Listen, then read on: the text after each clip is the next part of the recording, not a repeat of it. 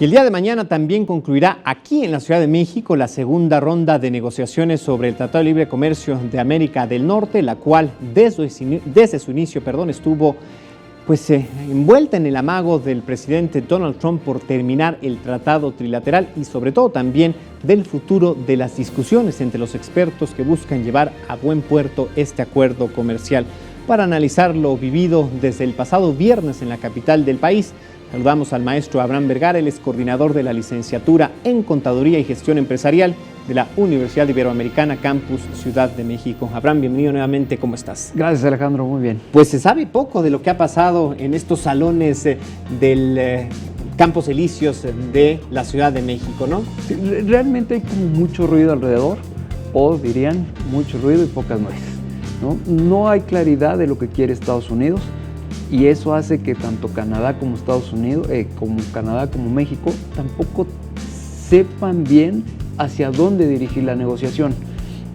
Parece que lo único que queda claro es que el amago por salirse del Tratado de Libre Comercio es únicamente una arma para poder renegociar en beneficio hacia los Estados Unidos. Es una estrategia de negociación, como se dijo, ¿no? Aparentemente es una estrategia para obtener los mejores beneficios para Estados Unidos y que México y Canadá únicamente acepten o la negociación sea en menor medida.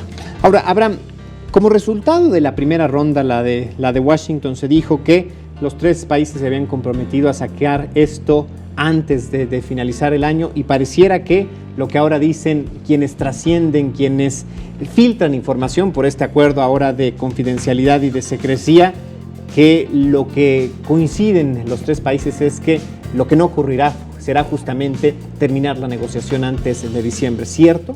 Es que después de que el Tratado de Libre Comercio en su primera instancia, hace 23 años, se llevó muchos años en consolidarse, en llevarse, en poder sacar beneficios para los tres países, hoy en meses se ve muy complicado que se pueda hacer. Hay muchos intereses, los mercados han cambiado, la parte digital, la parte de migración, la parte de terrorismo, la parte de servicios financieros, es un mundo totalmente distinto al de hace 20 años. Claro. Luego entonces eso va a complicar las negociaciones o los acuerdos a los cuales se puedan alcanzar. Y si a eso le sumamos todavía la parte electoral en ambos países, Estados Unidos y México, sería el doble de complicado. Hay muchos intereses alrededor también de los empresarios, de los sindicatos, de los tres países. Principalmente ahorita Canadá está muy fuerte en la parte del sindicato automotriz, ¿no? Entonces, aparentemente los acuerdos están muy, si me lo permites, en desacuerdo. Bien. O no se ven claros. Claro. La ronda pasada vimos a los representantes de cada uno de los países llegar justamente al inicio.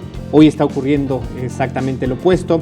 Por la tarde llegó la canciller canadiense. Se espera que en el transcurso de esta noche llegue el representante comercial de Estados Unidos, Lighthizer, y desde luego aquí está el mexicano. ¿Qué oportunidades da en estas últimas horas de negociaciones, últimas horas de trabajo, la presencia de estos funcionarios? En teoría las mesas de trabajo han estado funcionando, se han montado casi 23 mesas de trabajo en 8 temas en específico.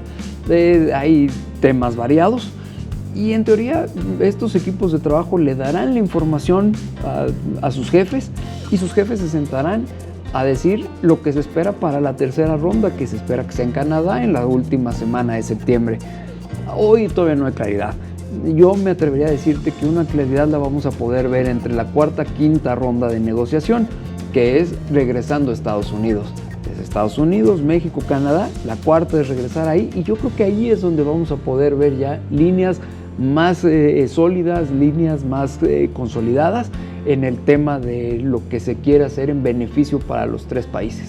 Ahora, Abraham, con esta secrecía, con este acuerdo que firmaron, con la falta de claridad, ¿qué importancia tiene que se dé este viaje a las tres naciones y que las negociaciones sean quizás en Washington unas, en México otras, pero sin tener claridad en realidad qué está pasando y sin que la ciudadanía o la opinión pública tenga un contacto con quienes están negociando el futuro de los países? Sí, el ciudadano de pie, ¿no? El común, siente estos temas muy lejanos.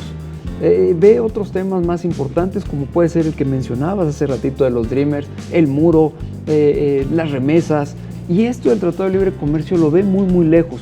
Creo que el hecho de tener rondas en los 3 países es por lo menos indicar que hay un medio ambiente que es equitativo para los 3 países, aunque sabemos quién es el que tiene el sartén por el mango. Claro. Ahí. Ahora, los retos justamente en estas circunstancias y también con la realidad política que vive nuestro país, Abraham, insistimos, vemos cada vez más difícil que esto se dé antes de finalizar el 2017. Esta semana comienza el proceso oficialmente electoral en nuestro país. También hay ciertos comportamientos o ciertas circunstancias que están cambiando la vida del Congreso mexicano, la Cámara de Diputados, el Senado de la República. ¿Cómo podría esto afectar y cuál es el reto para el gobierno federal y los mexicanos en este contexto? Y también se da en el contexto del informe presidencial y de la visita a China del presidente, con esto de los BRICS, donde creo que esa es una oportunidad que el Tratado de Libre Comercio le da. Esta renegociación le da una oportunidad a México de encontrar nuevos horizontes, de encontrar nuevos mercados. Y creo que en ese sentido el viaje del presidente hacia China le da esta apertura. Creo que el mundo no se acaba en Estados Unidos, ni tampoco empieza en Estados Unidos. Sin embargo, se sabe que el 80% de nuestras exportaciones van para allá, pero creemos, los académicos, muchos de los analistas, que se abren oportunidades para México de otros mercados, de otras oportunidades de negociación y de explotar todos esos tratados de libre comercio que cuenta México. Aproximadamente 40 tratados de libre comercio. El país que más tiene. El que más tiene, por lo tanto hay que explotarlos, hay que salir adelante, no únicamente centrarnos. Sí es importante, sí es fundamental para nuestra economía, sobre todo la de corto plazo, pero vendrá una nueva política, una nueva, puede ser que hasta partido, un nuevo Congreso, con sus ideas, con sus posturas, con los cuales al final de cuentas se esperaría un beneficio para todos los ciudadanos. Pues Abraham, como siempre, muchísimas gracias por tu análisis y aquí te esperamos pronto para hablar de estos temas importantísimos en la política y la agenda nacional. Que estés muy bien. Igualmente.